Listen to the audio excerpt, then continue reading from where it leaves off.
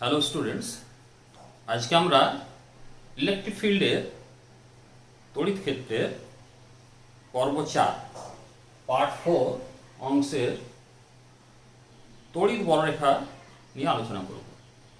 তড়িৎ বলরেখা, দেখো আমার হাতে একটা ধাতব গোলক আছে, ধরে নাও বলটাকে, এটা ধরুন ধাতব গোলক, এটাকে পজিটিভ চার্জ দেওয়া হলো। ধরো একে পজিটিভ চার্জ আমি দিই, পজিটিভ চার্জ দিলে কি হবে না, এখান থেকে বলরেখা বেরোবে। কিভাবে? এটা লম্বভাবে বলরেখা বেরোবে, বয়ে দেখবে যে একটা তলে আঁকা আছে, এরকম চারদিকে এইভাবে আঁকা আছে, যে চারদিক থেকে বলরেখা বেরোচ্ছে, এইভাবে আঁকা আছে। কিন্তু এটা সব দিক থেকেই বেরোচ্ছে, এই পাশেও বেরোচ্ছে, পিছনে বেরোচ্ছে। তার মানে একক ক্ষেত্রফল দিয়ে যে বলরেখা বেরোচ্ছে সেটা হচ্ছে ফিক্সড। এখানে একক ক্ষেত্রফল দিয়ে যত সংখ্যক বলরেখা বেরোবে, এখানেও এই তল দিয়েও এখানেও একক ক্ষেত্রফলের ভিতর দিয়ে একই বলরেখা বেরোবে। ঠিক আছে? তাহলে এরা সুষমভাবে বর্ণিত বলরেখা। তো পজিটিভ থেকে এই বলরেখা বেরোয়, তাহলে এখানে যদি একটা মুক্ত ধনাত্মক আধানকে ছেড়ে দেওয়া হয়, তাহলে কি হবে? সেই পথ দিয়ে যাবে। তাহলে এইটাই প্রাবল্যের দিক। এবারে এই পাশে যদি একটা নেগেটিভ আধান বিশিষ্ট কোনো গোলকই রাখি ধরো, তাহলে কি হবে না, এখান থেকে বলরেখাগুলো গিয়ে ওইটাই প্রবেশ করবে। এটা যদি নেগেটিভ হতো তার বলরেখা এখানে এসে ঢুকতো, তোমরা জানো লম্বভাবে ঢুকতো, সবসময় বলরেখা লম্বভাবে ঢুকবে। তাহলে এখান থেকে বলরেখাগুলো বেরিয়ে কি হবে না, নেগেটিভ আধানগ্রস্ত কোনো পরিবাহীতে ঢুকবে। তো সেখানে ঢোকার সময় বলরেখা সোজা থাকবে না, বাঁক হবে।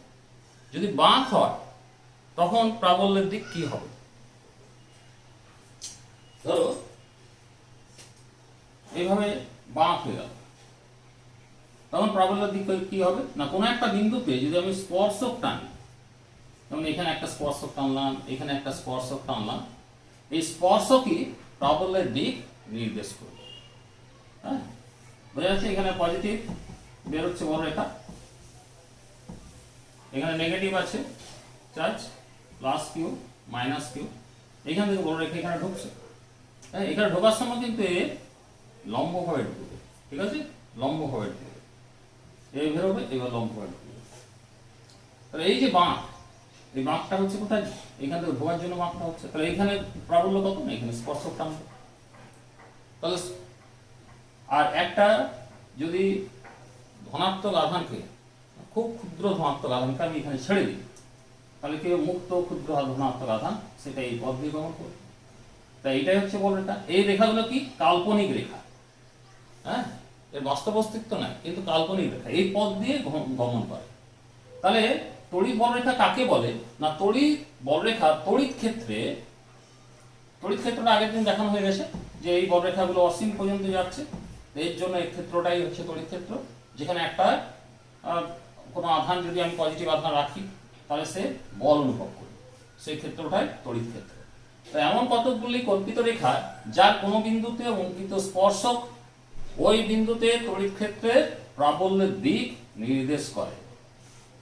এটা আবার এমন আমরা বলতে পারি যে একটা তড়িৎ ক্ষেত্রে কোনো বিন্দুতে একটা মুক্ত ধনাত্মক আধান রাখলে সেটি যে পথে গমন করে তাকে তড়িৎ বলরেখা বলে।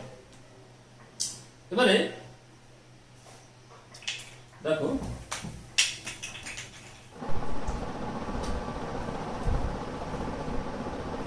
ধরো একটা পজিটিভ আধান দিয়েছি,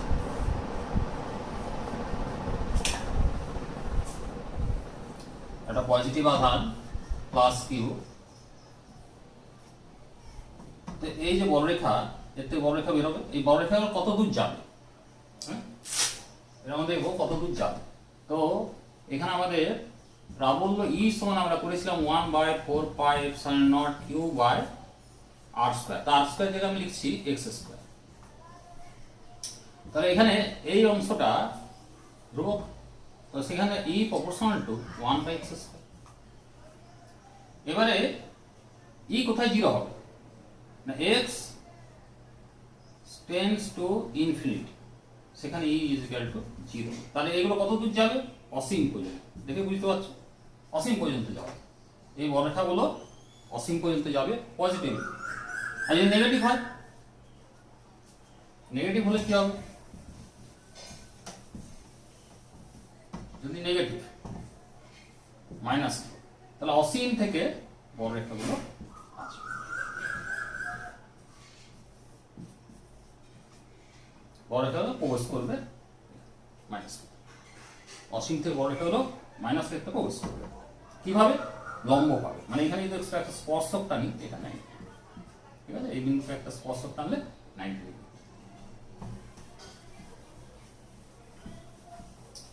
ধরো একটা প্লেট আছে, একটা প্লেট, এই প্লেটে থেকে বর্গরেখা বেরোচ্ছে। কিভাবে বেরোবে? লম্ব পথ, ঠিক আছে, প্লেট থেকেও লম্ব পথ, মানে এখানে যদি লাইন টানি এটা হবে লম্ব সবসময়। এরকম বাঁকা করে হবে না, এটা কিন্তু হবে না, লম্ব হবে সবসময়। কত সংখ্যক বর্গরেখা বেরোবে? সেই সংখ্যাটা কত? কিউ বাই এপসাইলন, বর্গরেখার সংখ্যা। কারণ এপসাইলন হতো তড়িৎ ভেদ্যতা, মাধ্যমে তড়িৎ ভেদ্যতা এপসাইলন। দেখো এখানে একটা প্লাস চার্জ আছে, আর এখানে এখানটা একটু দেখে নিই যে এখান থেকে যত বর্গরেখা বেরোবে,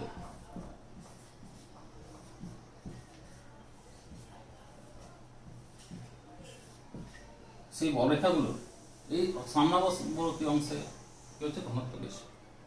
যত সামনে হবে তত ঘনত্বটা বেশি হবে। তাহলে ঘনত্ব যদি বেশি হয়, প্রাবল্যটা বেশি। তাহলে বর্গরেখার ঘনত্ব প্রাবল্যে সমান।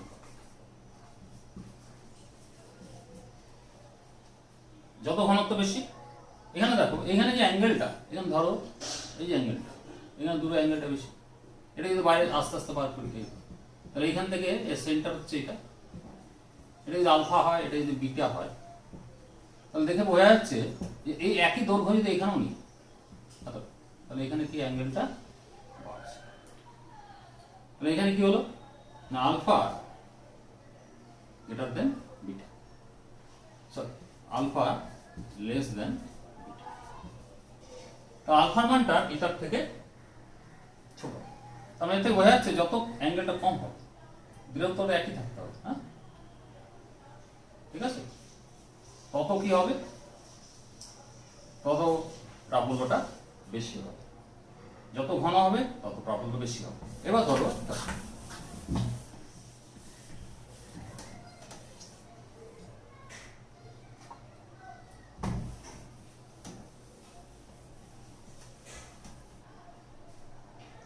এবার ধরো প্লাস কিউ আছে, এখানে প্লাস 2 কিউ আছে, এখানে প্লাস 3।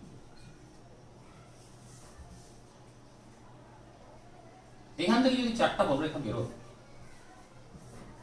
এখান থেকে কটা বেরোবে? 8টা।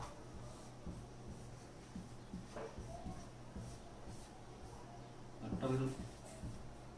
এখানে কত বেরোবে? 3 গুণ 3 4 12টা, 12টা বেরোবে। ঠিক আছে, 2 3 4 5 6 7 8 9 10,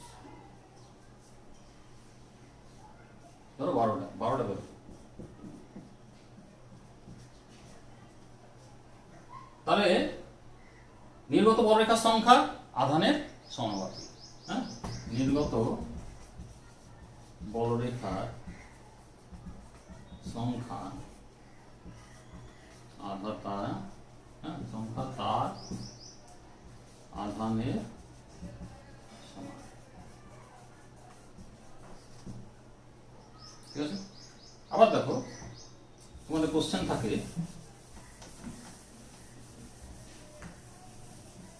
ধরো এখানে Q1 দিয়ে দিল, এখানে Q2 দিয়ে দিল, এটা মাইনাস, সরি কিছু বললো না, Q1 Q2 দিয়ে দিল, বললো Q1 is to Q2। এখান থেকে দেখানো আছে 1 2 3, এখানে একটা ঢুকেছে, ধরে নাও বড়রেখা এটা ঢুকেছে, দুটো, এই একটা ধরো, এই একটা, ঠিক আছে, চারটা বড়রেখা দেখাচ্ছে, 1 2, মিডল লাইন, এখানে Q1 Q2, এখান থেকে কটা বেরোলো,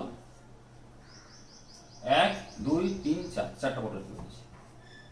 এখানে ঢুকছে, ধরো এখানে একটা ঢুকছে, এই পাশে ঢুকছে, এখানে আরো ঢুকছে, ধরো এই পাশ থেকে, এখান থেকে ঢুকছে, এখানে কটা ঢুকছে, 1 2 3 4 5 6, তাহলে Q1 = Q2 কত হবে, এখানে 4 = 6, কিন্তু এখানে নেগেটিভ আছে, তাহলে -6, তাহলে কত হলো, 4/-6 সমান 2/, তাহলে এটা অনুপাত কত, -2/3, এটা হলো অনুপাত। এটা পরীক্ষায় থাকে, Q1 Q2 এরকম দেওয়া আছে। আবার দেখো অনেক সময় থাকে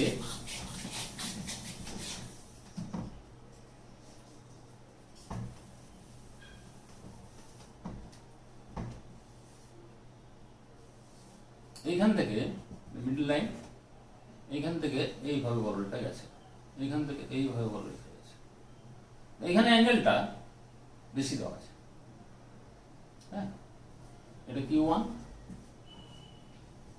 Q2 বলেছে, কোনটা ঠিক, Q1 > Q2, Q2 > Q1, আর Q1 = Q2, কোনটা ঠিক, এখানে আলফা। তো তোমরা দেখেছো যত কি হবে অ্যাঙ্গেলটা, এই অ্যাঙ্গেলটা কম হবে তত ঘনত্ব বেশি হবে, তাহলে এখানে নিশ্চয়ই বড়রেখার সংখ্যা বেশি আছে, বাকিগুলো দেখানো নেই, নিশ্চয়ই এখানে বড়রেখা বেশি আছে, এরও বড়রেখা এর থেকে কম আছে, এর বড়রেখা এর থেকে কম আছে, তাহলে এর অ্যাঙ্গেলটা কি আছে, কম, এই অ্যাঙ্গেলটা বেশি, তাহলে আলফা < বিটা, তাহলে সেক্ষেত্রে কি হবে, যার কম তার বড়রেখা বেশি, মানে Q1 এটা হবে Q1 Q2, বুঝে গেল? বললাম এখানে আলফা কোণ, এখানে অ্যাঙ্গেলটা হচ্ছে বিটা কোণ, এই অ্যাঙ্গেল থেকে এই অ্যাঙ্গেলটা বড়, যত কম হবে তত কি হবে, আধানটা বেশি হবে, Q1 Q2।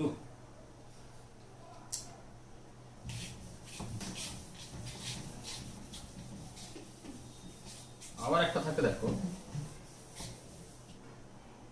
এরকম একটা গোলক আছে, সাপোজ এখানে বড়রেখা দেখানো আছে, এইভাবে এইভাবে চলে যাচ্ছে, একটা বড়রেখা দেখানো আছে এইভাবে গেল, হ্যাঁ, আর এইভাবে বেরিয়ে, আর একটা বড়রেখা দেখানো আছে এইভাবে গিয়ে এইভাবে বেরিয়ে, আরেকটা দেখানো আছে এইভাবে, এটা 1 নম্বর, এটা 2 নম্বর, এটা 3 নম্বর, এটা 4 নম্বর। প্রশ্ন হলো কোনটা ঠিক, এখানে দেখো পরিবারের ভেতরে বড়রেখা থাকবে না, এটা ভুল, এখানে থাকবে না ঠিক আছে, কিন্তু এখানে কোন ডেকে এটা ধরি, তাহলে কি হলো, লম্ব হলো কি, এটা হলো না, তাহলে এটা হবে না। এটা দেখো, এটা যদি ধরি এটা লম্ব হচ্ছে কিন্তু ভিতরে বড়রেখা আছে, তাহলে এটা হলো না, এটা ভিতরে বড়রেখা নেই, লম্ব আছে, কারণ এটা জয়েন করলে লম্ব হবে, ঠিক আছে, এই যে আমরা জয়েন করি, এই যে এই জায়গাটা মুখটা সোজা কেন্দ্রের দিকে, তাহলে এইটা আর এটাও সোজা কেন্দ্রের দিকে, তাহলে কি হবে, এইটা 4 নম্বরটা, বুঝে? এবার দেখাই, ধরো দুটো আধান আছে, একটা থেকে পাশাপাশি দুটো আধান আছে, হ্যাঁ, এখানে ছোট করে, এখানে ধরো 6 2, এখানে দুটো বড়রেখা বেরিয়েছে এটা থেকে, আর এটা থেকে সাপোজ 6টা বড়রেখা বেরিয়েছে, 1 2 1 2 3 4 5 6, 6টা বড়রেখা। এখানে কি ছিল, এখানে 4টা ধরুন, বেটা 4টা বড়রেখা, এটা -Q2 ধরলাম, এটা +Q1, তা দেখো এখান থেকে ছটা, 1 2 3 4 5 6, ছটা বলরেখা বেরোচ্ছে। আর এখান থেকে চারটা বলরেখা, চারদিকে বেরোবার সময় কি সুষম হয়ে বেরোবে, মানে ডিস্টেন্স গুলো একটা হবে, একই ক্ষেত্রফল দিয়ে। এবারে এই বলরেখাটা সোজাসুজি এখানে ঢুকে যাবে, এই বলরেখা এখানে ঢুকে যাবে, এই বলরেখা এখানে ঢুকে যাবে, এই বলরেখাটা এখানে ঢুকে যাবে। তাহলে থাকছে কটা? দুটো। তাহলে বাইরে থেকে আমি কি দেখবো, এই একটা দুটো বলরেখা ঢুকে যাবে, এখান থেকে বেরোবে, থাকবে কটা? দুটো বলরেখা। ঠিক আছে, এখান থেকে দুটো বলরেখা আমরা দেখতে পাবো। আর যদি আরেকটা দেখায়,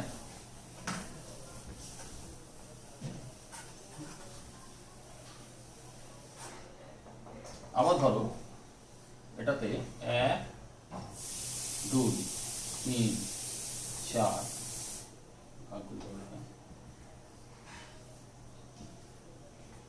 মাইনাস কিউ টু মাইনাস 1 2 1 2, দেখো 8টা বলরেখা দিয়েছি, 1 2 3 4 5 6 7 আর 8টা বলরেখা আছে। এখানে 4টা বলরেখা, সাপোজ 1 2 3 4, 4টা বলরেখা।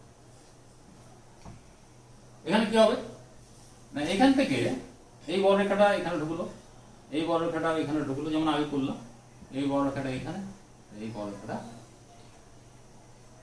কাছ থেকে দেখলে আমরা এরকম দেখবো, যদি দূর থেকে দেখি তাহলে কি দেখবো, এই বলরেখাটা বেরোবে এইভাবে, এই বলরেখাটা বেরোবে ঘুরে এইভাবে, এই বলরেখাটা এইভাবে, আর এই বলরেখাটা এইভাবে, মানে পুরোটা যদি একটা, পুরোটা একটা পরিবারের গোলকের মতো। চার দিক থেকে চারটা, 1 2 3 4, এই চারটা বলরেখা আমরা দেখতে পাবো। কারণ এখানে যেটা আছে, কটা আছে এখানে? 8টা। এটা তাহলে এখানে আমি যদি Q1 আর Q2 রেশিও কি হিসাবে হবে না, এখানে আমি ধরে দিতে পারি এইটা 4টা আছে, এটা 8টা আছে, তাহলে এটা T প্লাস 2Q1 2Q, আর এটা আমরা যদি Q2 লিখি, শুধু Q 2Q লিখলাম, এটা Q লিখি, Q তে 4টা, তাহলে এটা কটা হবে? 8টা হবে। তো সেক্ষেত্রে 4টা তোমার কি হয়ে যাচ্ছে, এখানে গিয়ে এখানে ঢুকে যাচ্ছে, আর বাকি 4টা বেরিয়ে যাচ্ছে। 2Q তো মাইনাস Q বাদ দিলে Q তে 4টা আছে, তো 4টা বেরিয়ে যাচ্ছে চার দিক থেকে। আমরা তখন দেখবো কি চার দিক থেকে 4টা বেরিয়ে যাচ্ছে।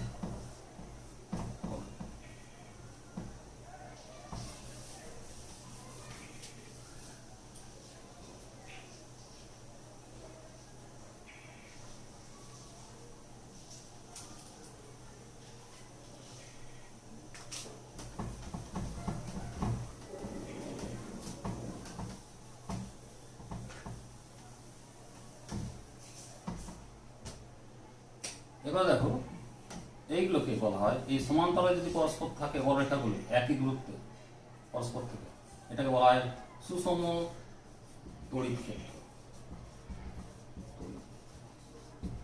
আর যদি সমান্তরাল না থাকে এরকম, তাহলে কি এটাকে বলবো অসম তড়িৎ। ঠিক আছে, গ্যাপটা যদি সমান্তরাল থাকে তাকে বলছে সুষম তড়িৎ ক্ষেত্র, আর যদি গ্যাপটা এরকম থাকে তাকে বলা হচ্ছে। এবার আমরা তড়িৎ বলরেখার ধর্ম নিয়ে আলোচনা করব। তড়িৎ বলরেখাগুলি ধনাত্মক আধান থেকে নির্গত হয়ে ঋণাত্মক আধানে শেষ হয়। এটা তোমরা দেখেছো যে ধনাত্মক আধান থেকে বেরোচ্ছে, ঋণাত্মক আধানে শেষ হচ্ছে। আমরা দেখেছিলাম plus Q R minus Q আছে, এখান থেকে বলরেখাগুলো এই পাশে যায়, এইভাবে যাচ্ছে। ঠিক আছে, এখান থেকে এইভাবে এই পাশে যাচ্ছে, এই পাশ থেকে বলরেখা ঢুকছে, এগুলো আমরা দেখেছি। পরেরটা আসে তড়িৎ বলরেখা দৈর্ঘ্য বরাবর সংকুচিত হওয়ার চেষ্টা করে। তাহলে দেখো এইখানে ধরো পজিটিভ আধান আছে, এখানে নেগেটিভ আধান আছে, এখানে কি হচ্ছে না, এখান থেকে বলরেখা এই পাশে যাচ্ছে নেগেটিভের দিকে, এরা পরস্পর এই বলরেখাগুলো সংকুচিত হওয়ার চেষ্টা করছে, সংকুচিত হওয়ার চেষ্টা করবে এবং কি করছে না, এরা পরস্পর পাশের দিকে বিকর্ষণ করে। হ্যাঁ, এই যে বলরেখা ধরো এ কে বিকর্ষণ করবে, এ কে বিকর্ষণ, এর উপরে যে বলরেখা থাকবে সে কি করবে, একে বিকর্ষণ, এ আবার একে বিকর্ষণ করবে, তা পরস্পর পরস্পরকে বিকর্ষণ করছে। আর দৈর্ঘ্য বড় সংকুচিত হতে চেষ্টা করছে। এগুলো তো স্থিতিস্থাপক সুতোর মতো আমরা ধরি, হ্যাঁ, স্থিতিস্থাপক সুতোর মতো টান টান করে থাকে, এরা পরস্পরকে কাছে আসতে থাকবে। তাহলে এতে বোঝা যাচ্ছে যে বিপরীত আধান থাকলে পরস্পর পরস্পরকে আকর্ষণ করে। তেমনি যদি সম আধান থাকতো, তো সম আধানের ক্ষেত্রে ধরো এই একটা প্লাস কিউ আর এখানে একটা প্লাস কিউ আছে, তাহলে কি হবে, একটু কাছে আসবে, এখানে প্লাস কিউ আছে, সাপোজ প্লাস দুটোই প্লাস কিউ, এখান থেকে বলরেখা সোজা বেরোতে এর দিকে, কিন্তু কি এ আছে, তাহলে এ বলরেখা পরস্পরকে বিকর্ষণ করে দিকটা কিরকম, এরকম।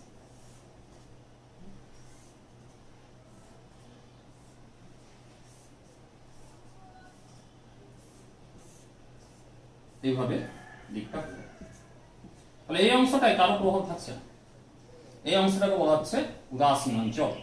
আর এরা এই দুটো আধান পরস্পরকে বিকর্ষণ করছে, কারণ এই যে বলরেখাকে পরস্পরকে ঠেলে দিচ্ছে তো, তাই দূরে চলে, এই জন্য আমরা বলি সম আধান পরস্পর, এই জন্য সম আধান পরস্পরকে বিকর্ষণ করে, এটা আমরা দেখতে পাই এই বলরেখার জন্য। তারপরে অংশ, তাহলে এটা হলো বলরেখার উপর যে কোনো বিন্দু স্পর্শক ক্ষেত্রফলে এর দিক নির্ণয় করে। ধরো এই একটা স্পর্শক, এই একটা বলরেখা, হ্যাঁ, কোন একটা বিন্দুতে প্রাবল্য দিক কি, এখানে একটা স্পর্শক টানবো, এই বিন্দুতে প্রাবল্যের দিক হচ্ছে এটা, এখানে বি বিন্দু ধরো আসে, এখানে একটা স্পর্শক টানলাম বি বিন্দুতে, তাহলে এখানে প্রাবল্যের দিক নির্ণয় করবে। তাহলে বলরেখার উপর যে কোনো বিন্দুতে স্পর্শক ক্ষেত্র প্রাবল্য এর দিকটা নির্দেশ করছে। 3 নম্বর হলো 4 নম্বর, যে কোনো দুটো বলরেখা পরস্পরকে ছেদ করে না, তো ধরো আমি ধরে নিলাম ছেদ করে, ঠিক আছে, এই বিন্দুতে একটা স্পর্শক যদি আমি টানি, দুটো বলরেখা, এবার এখানে দুটো এইটা বলরেখার জন্য এখানে এইরকম হবে, এই বলরেখাটার জন্য এরকম হবে। তাহলে এখন দেখা যাচ্ছে যে একই বিন্দুতে দুটো কি থাকছে, প্রাবল্যের দিক, এই একটা প্রাবল্যের দিক আর এই একটা প্রাবল্যের দিক, কিন্তু এইটা তো সম্ভব না, কারণ একই বিন্দুতে প্রাবল্যের দিক একটাই হয়, তাই দুটো বলরেখা কখনো পরস্পরকে ছেদ করতে পারে না। তাহলে এটা হয়ে গেল। এবার দেখো বলরেখাগুলো আহিত পরিবাহী থেকে লম্বভাবে নির্গত হয়, তো এটা আমরা দেখেছি, মানে বলেছি আগে, এইভাবে লম্বভাবে নির্গত হবে, আর ঢুকবে যখন লম্বভাবে ঢুকবে, নেগেটিভে লম্বভাবে ঢুকবে, পজিটিভে এইভাবে,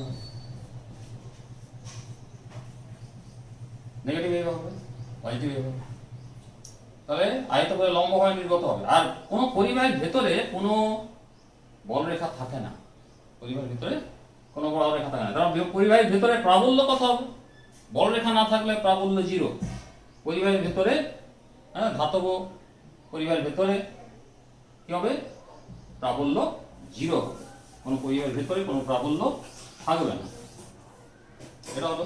এবার তড়িৎ ক্ষেত্রে একক ক্ষেত্রফলের মধ্য দিয়ে যত সংখ্যক বলরেখা লম্বভাবে অতিক্রম করে তা ওই বিন্দুতে ক্ষেত্র প্রাবল্যের সমানুপাতিক। ধরো এরকম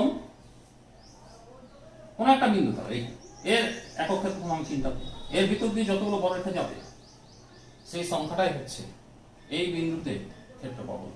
কিভাবে যাবে, লম্বভাবে, অবশ্যই এই ক্ষেত্রের সঙ্গে লম্বভাবে যতগুলো বলরেখা যাবে সেটাই হচ্ছে এই বিন্দুতে ক্ষেত্র প্রাবল্যের সমানুপাতিক। তোমরা আগে দেখেছো যে একটা বিন্দু থেকে যে বলরেখাগুলো বেরোচ্ছে, তো এইখানে দেখো এখানে কি হচ্ছে, এই কোণটা আলফা যদি ধরি, এটা যদি বিটা ধরি, যদিও দুটো সেম কোণ, এই আলফা সমান বিটা হবে, মানে এই কোণটা একই, কিন্তু আমি যদি ধরি এইখানে যে চাপটা, এইখান থেকে এই যে ডিসটেন্স, এই ব্যাসার্ধ, এখান থেকে এটা ব্যাসার্ধ নিয়েছি, তেমনি এই ব্যাসার্ধের সমান ব্যাসার্ধ এখানে যদি নিই, হ্যাঁ, তাহলে কি অ্যাঙ্গেলটা বিটা হচ্ছে না, তাহলে এখানে এই ক্ষেত্রে কি হচ্ছে, বিটা গ্রেটার দেন আলফা। তাহলে এইভাবে দেখা যায় যে প্রতিটা পয়েন্টে অ্যাঙ্গেলগুলো বড় বড় হয়ে যাবে একই ডিসটেন্সের জন্য, হ্যাঁ, এই দূরত্ব, ঠিক আছে। তাহলে সেক্ষেত্রে কি হবে, মানে সেক্ষেত্রে কি হচ্ছে না, যত অ্যাঙ্গেলটা বাড়বে তত প্রাবল্যটা কমে যাবে, যত দূরে যাবে তত কি হচ্ছে, ঘনত্বটা কমে যাচ্ছে, তাহলে প্রাবল্যটা কমে যাবে, ঠিক আছে। তাহলে এইগুলো তড়িৎ বলরেখার ধর্ম। এরপর আমি দেখব যে তড়িৎ বলরেখা আর চৌম্বক বলরেখা এই দুটোর মধ্যে কি পার্থক্য।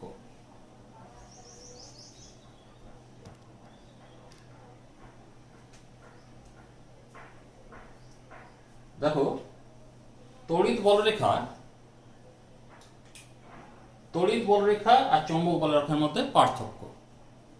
তো এমনিতে প্রথমেই দেখো বলরেখাগুলো পরিবাহী পৃষ্ঠ থেকে লম্বভাবে নির্গত হয়, এটা দেখলে। কার ক্ষেত্রে? তড়িৎ বলরেখার ক্ষেত্রে লম্বভাবে নির্গত হবে, লম্বভাবে শেষ হবে। কিন্তু চৌম্বক বলরেখার ক্ষেত্রে লম্বভাবে নির্গত হবে না, লম্বভাবে শেষও হবে না। আর পরিবাহীর ভেতরে তড়িৎ বলরেখার কোনো অস্তিত্ব নাই, কিন্তু চৌম্বক পদার্থের মধ্যে চুম্বক বলরেখা আছে। এগুলোকে চৌম্বক বলরেখাগুলোকে বলা হয় আবেশী রেখা। চৌম্বক পদার্থের মধ্যে যে চৌম্বক বলরেখা আছে সেগুলোকে বলা হয় আবেশী রেখা।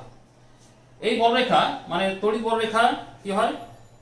বদ্ধ নয়, এটা মুক্ত বলরেখা, কারণ পরিবাহের অভ্যন্তরের কোনো অস্তিত্ব নাই। আর চৌম্বক বলরেখা হচ্ছে বদ্ধ বলরেখা, এর অস্তিত্ব আছে।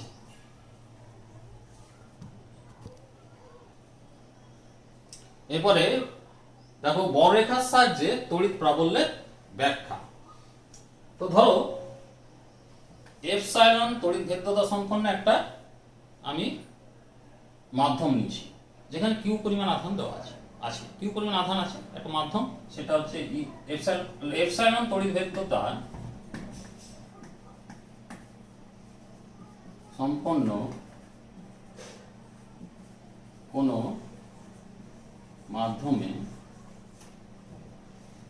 কিউ আধান আছে। কিউ আধান থেকে নির্গত তড়িৎ বলরেখার সংখ্যা কত হবে? Q by epsilon. তাহলে কিউ আধান থেকে নির্গত বলরেখার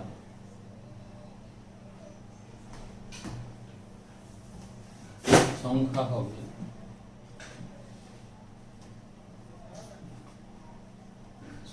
কত? Q by epsilon.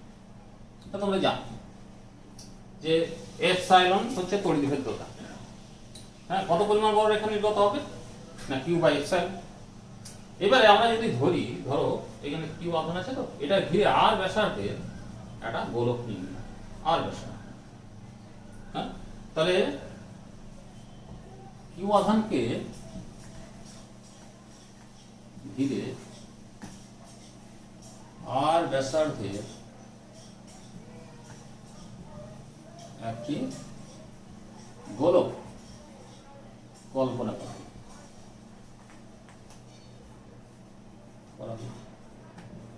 তাহলে দেখো এইটার ভিতর দিয়ে, এই গোলকটার ভিতর দিয়ে কি বড়টা অতিক্রম করবে লম্বভাবে, করবে তো? তাহলে গোলকটির পৃষ্ঠতল, উপরের তলটা পৃষ্ঠতল দিয়ে, গোলকটির পৃষ্ঠতল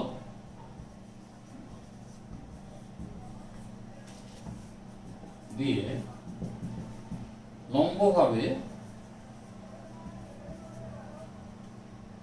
নির্গত মোট তড়িৎ বলরেখার সংখ্যা কত হবে? এটাই হবে, তাই না? এই সংখ্যাটাই কি হবে? সংখ্যাটা তো একই থাকবে, এই সংখ্যাগুলো কি হবে? তাহলে এবারে একক ক্ষেত্রফলের ভিতর দিয়ে, তাহলে গোলকের পৃষ্ঠতলের একক ক্ষেত্রফল তো ফলের মধ্য দিয়ে লম্বভাবে অতিক্রান্ত বলরেখার সংখ্যা কি হবে? না, কিউ বাই এপসাইলন, গোলকের পৃষ্ঠতলের ক্ষেত্রফল 4 পাই আর স্কয়ার। তো 4 পাই আর স্কয়ার কি হয়? 4 পাই আর স্কয়ার। তাহলে দেখো 1 by 4 pi epsilon Q by r square, এটা সূত্র প্রাবল্যের সূত্র। এটা হয়ে গেল কি? প্রাবল্যের সূত্র। তার অতএব আর বিন্দুতে যে ক্ষেত্র প্রাবল্য সেটা হচ্ছে এটা। তাহলে এটা কি হয়ে গেল? কিউ বিন্দুর